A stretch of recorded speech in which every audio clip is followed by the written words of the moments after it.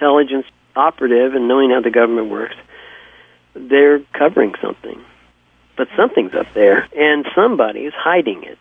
Now let's go forward with the story that appears to be so sensitive that extra effort is being made to block us. So now, would you go back, as I understand, that you are working counterintelligence as a warrant officer, CW2, and that you were in Anchorage, Alaska, at Fort Richardson, and we are beginning this story in 1989. I asked to go to Alaska as my first duty station as a warrant officer because my dad was stationed there, and he loved the place. I went there, and when I arrived, one of the first things I did was go and get maps because I wanted to prospect. So I went to the GSA office, and I picked up every map that made up Alaska. They were the Joint Operation Graphic Ground Maps, scale 1 to 250,000. And it covered the whole bedroom wall and the ceiling. I mean, these are really detailed maps. And I got to one of them that was on the western portion of the state, and it was whited out. There was a whole section about the size of a Christmas card. And it said, this area not surveyed as of this date. And the first thing I thought was, that's ridiculous. I mean, they've had the Earth mapped since like the 60s. And I know Alaska was mapped out right after World War II. But anyways, it didn't make sense for this to be whited out. They're hiding something. In my mind, what I was into, counterintelligence, there's something there. But I had no need to know. Then I'm out processing, 1992. And we're sitting there, it was in late November, early December. And I'm sitting there in the orderly room with about 40 other people. And we were waiting for the last formation of the day. And we're watching the TV, a news program was on. And they started talking about this Chinese detonation of an underground nuclear bomb that was set off earlier that year. May 22nd, 1992. Okay. And they were talking about that, how big it was. And then there was a byline. And the story was about geologists around the world had been informed through the UN because China had told the UN they were going to do this. And so these geologists got together and they said, let's get the best recordings of the Earth's crust and mantle using the vibrations from this explosion. And what they found in this byline story was under Alaska, they found a pyramid bigger than the one in Egypt. They said they didn't know whether it was solid or hollow. They couldn't tell that. But they had the distinct outline of a pyramid. And this was supposed to be where? That whited out area, the area that showed on the TV, were south of Mount McKinley. And it was towards the west, near the Nome area. There's an area there that was whited out. Quite a large area, really. And when I saw the news program, I mean, it just, in my mind's eye, I could see it just right where the whiteout area was. Well, I knew that the whole world has been surveyed. So why was this whited out? It didn't make any sense. I was like, oh man, I got to get this tonight. So I went home and I got a recorder and set it up. No story. I called home, the lower 48, to my dad, and he religiously, my dad is a TV hound, especially a news hound, morning, noon, evening, and 11 o'clock. He watches them all. He heard nothing about it, not a thing. I mean, it's a big story, bigger than the one in Egypt, and it's not being covered in lower 48. Meaning, as if either there was some block on the story getting into the United States, or the story had been picked up only by the local Channel 13 station in Anchorage. That's the only thing I could come up with myself. But the thing is, I went the next day to the station, and asked if I could get a copy of that story.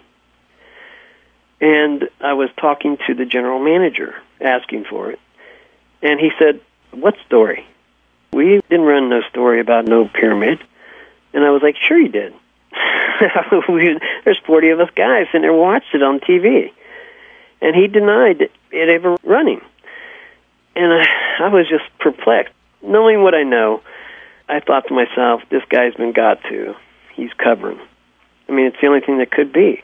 And what you mean is that the United States government, when push comes to shove and the Department of Defense says that something is sensitive, they can interact with management in TV stations or networks and say, don't run that story.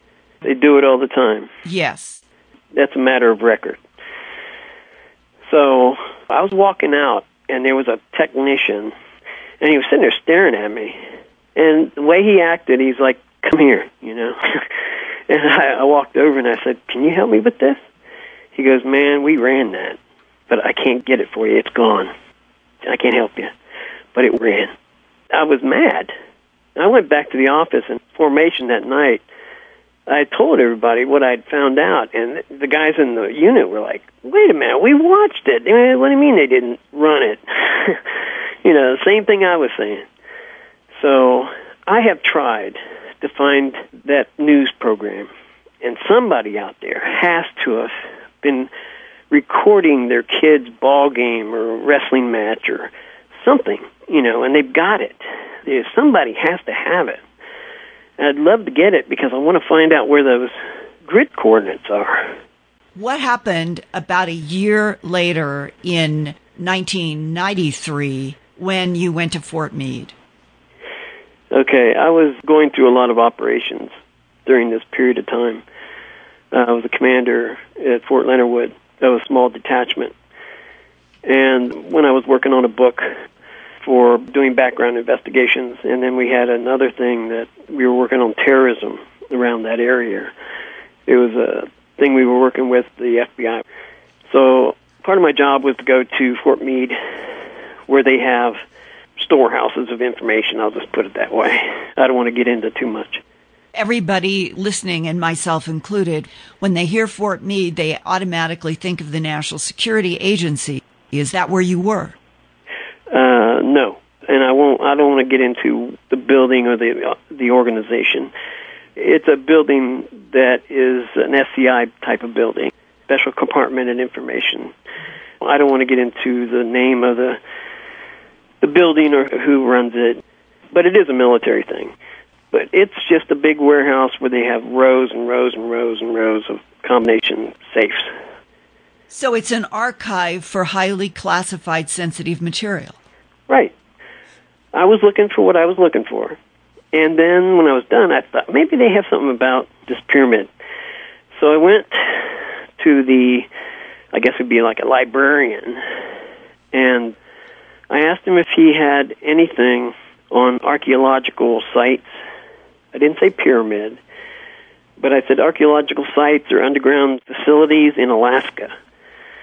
He said, well, if we do, it might be in container X, Y, or Z. So I went over there, and I was just looking around, and I really didn't find anything saying pyramid, but I grabbed a couple of Alaska, like 2 different safes. And I had just sat down, and these 2 guys came. You can feel someone standing behind you. And these 2 goons go, "Hey, you don't have a need to know for that information." And I turned around and said, "What do you mean?" And he was like, "You don't have a need to know. You're going to have to leave." I said, "Well, I'm just looking for something." "We know what you're looking for." And the other guy, somehow in that conversation, he goes, "They don't want us messing with them up there anymore. They don't want you messing with them up there.